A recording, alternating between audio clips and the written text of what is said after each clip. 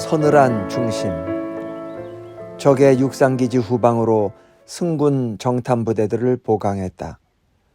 승군 정탐들은 적에게 가까운 산속의 사찰과 암자의 진지를 구축했다. 발빠르고 눈치 빠른 수졸 100여 명을 중옷을 입혀서 승군부대로 배속시켰다. 첩보는 고흥반도 끝까지는 육로로, 거기서부터는 배편으로 전달되었다. 느리고 목마른 첩보였다. 나에게 닿은 첩보는 모두가 닷새나 엿새 전의 상황이었다. 비가 내리고 바람이 불 때는 열흘 전의 상황이 보고되기도 했다.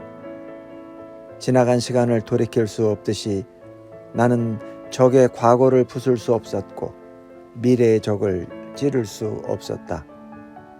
나는 현재의 적만을, 목전의 적만을 부술 수 있었다. 첩보는 더디게 왔다. 적의 현재는 나에게 와닿지 않았다. 철수하는 적들을 바다에서 잡을 수 없다면 어느 날 적들이 모두 떠나버린 빈 광양만 바다의 적막을 나는 감당할 수 없었다.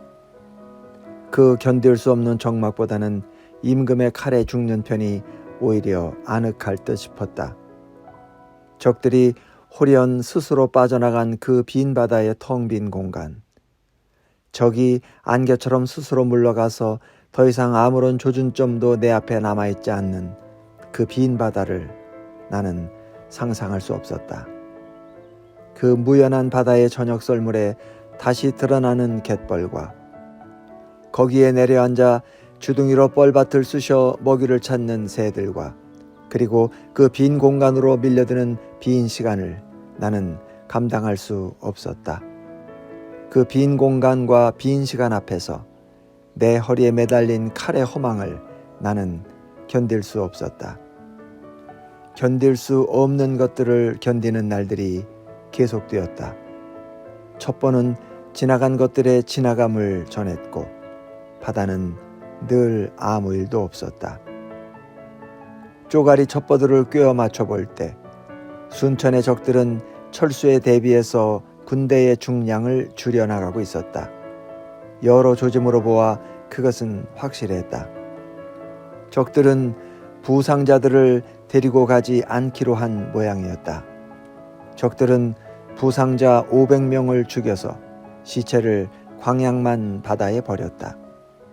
적들은 시체를 배에 싣고 광양만 어귀까지 나와서 물 위에 던졌다. 정탐들이 물 위에 뜬 시체를 육안으로 확인하고 보고해왔다. 적들은 조선인 포로들 중 극소수는 데리고 가기로 하고 나머지는 모두 죽였거나 해안 진지에 배치했다. 적들은 조선인 포로들 중 병약자 300명을 죽여서 시체를 바다에 버렸다. 조선인 포로를 죽일 때 적들은 포로를 바닷가 창고에 가두어 놓고 하나씩 끌어내서 목베었고 시체를 배에 싣고 외항으로 나아갔다. 광양만 바다에는 적병들의 시체와 조선인 포로들의 시체가 섞여서 떠다녔다. 시체들은 모두가 머리가 잘려 있었다. 적들은 베어낸 머리통을 소금 창고에 보관하고 창고 주변에 경비병력을 배치했다. 이 머리통들의 용도는 적들이 바다에서 퇴로를 열 때 진린에게 바칠 뇌물일 것이라고 정탐들은 판단했다. 정탐들의 판단은 적의 병영 안에서 떠도는 소문에 근거하고 있었다. 적들의 학살은 심야에 은밀히 집행되었고 학살을 집행한 새벽에 집행에 동원되었던 군졸들을 다시 죽여서 내버렸다. 정탐들의 판단은 신뢰할 만했다. 적들은 햇볕에 화약을 펼쳐서 말렸고 내륙 고을에서 훑어온 노획품들을 나무 상자에 포장해서 배에 실었다. 적들은 수송선의 양쪽 현에 총구멍을 뚫어서 포를 장착하기 시작했고 수송선에 노를 보강해서 기동력을 높였다. 적장 고니시 유키나가의 숙사는 적의 병영 안 산 중턱의 요새인데 그 요새에는 흰 비단 바탕에 붉은색으로 그려진 열십자의 깃발이 걸려 있다고 정탐들은 전했다. 밀물 때 함대가 해안으로 바싹 접근한다면 그 열십자 깃발의 요새는 명수군의 장거리포 사정거리 안으로 들어올 것이지만 명수군의 배가 너무 크고 배밑이 뾰족해서 접근도가 문제일 것이라고 정탐들은 판단했다.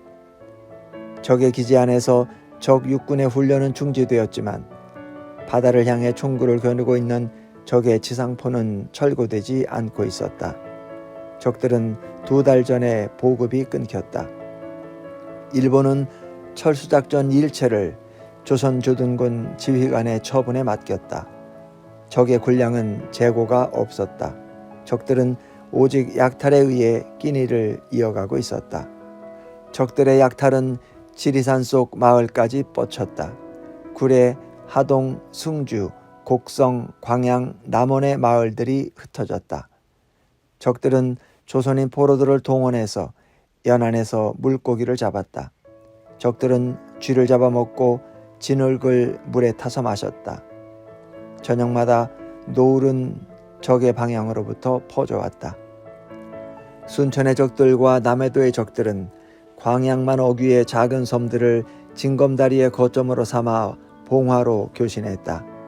가끔씩 적의 쾌속선이 순천과 남해도 사이를 오가기도 했다. 적들은 1년 이상 남해도를 장악했다. 적이 남해도에 상륙할 때 백성들이 피하지 못했다.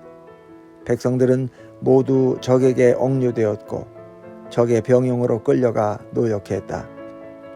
순천의 적들과 남해도의 적들이 철수하는 바다 위에서 합쳐진다면 두려운 일이었다. 내가 광양만 안쪽을 깊이 찔러 들어가 순천을 부술 때 남해도의 적들은 조선인 포로들을 앞세우고 내 뒤로 달려들 것이고 그때 나는 타격 방위를 설정할 수 없을 것이었다. 무술년 초가을에 상륙 특공대 300명을 보내 광양만 어귀에 적의 통신 축선 거점들을 소탕했다. 싸움은 사흘 동안 계속되었다. 섬에 상륙할 때 교두보와 엄폐물을 확보하지 못한 장졸 20명이 적탄에 맞아 죽었다. 임진년 개전 초기에 백성들이 모두 떠나버린 빈 섬이었다. 섬 안의 적들은 모두 봉수대를 관리하는 육군들이었다. 오래 굶어서 유령과도 같았다. 특공대들이 섬을 수색해서 섬 안에 적의 종자를 없앴다. 섬이 접수된 뒤에도 특공대를 철수시키지 않고 계속 섬을 장악토록 하고 군량과 화약을 실어다 주었다. 섬의 포구에 전선 3척과 경선 10척을 배치해서 순천과 남해도 사이를 오가는 적의 연락선을 잡도록 했다. 순천의 적들과 남해도의 적들은 교신이 두절되었다. 후방 읍진에 산계시켜 놓았던 전선과 경선들을 모두 고금도 덕동 수용으로 집결시켰다. 정탐부대를 제외한 모든 읍진의 수졸들을 덕동 수용으로 불러들였다. 섬과 포구에 분산 배치했던 화약, 군량, 피복, 총통, 창검, 화살을 모두 덕동 수용으로 끌어모았다. 모든 티끌을 끌어모아서 나는 집중했다. 덕동 포구는 군사와 군수물자를 옮기는 배들로 복잡거렸다. 불안해진 백성들이 수용으로 나를 찾아왔다.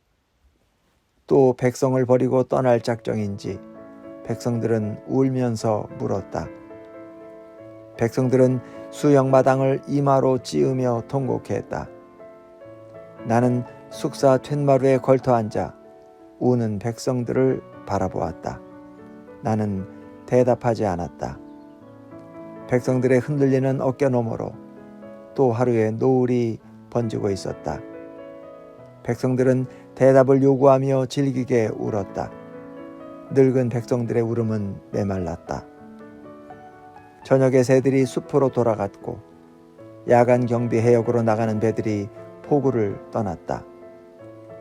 어두워지도록 백성들은 돌아가지 않았다. 나는 대답하지 않았다. 군사들을 불러서 백성들을 물리쳤다. 마지막 읍진의 군사와 장비가 도착하던 날, 나는 종사관 김수철을 데리고 군사와 장비를 검열했다. 내 모든 것이 집중되었다. 그날 저녁에 내 숙사 토방에 걸려있던 면사첩을 끌어내려 불아궁이에 던졌다. 나는 집중된 중심을 비웠다. 중심은 가볍고 소슬했다. 나는 결국 자연사 이외의 방식으로는 죽을 수 없었다. 적탄에 쓰러져 죽는 나의 죽음까지도 결국은 자연사일 것이었다. 그러나 나는 저기 물러가 버린 빈 바다에서는 죽을 수 없었다. 나는 갈 것이었다.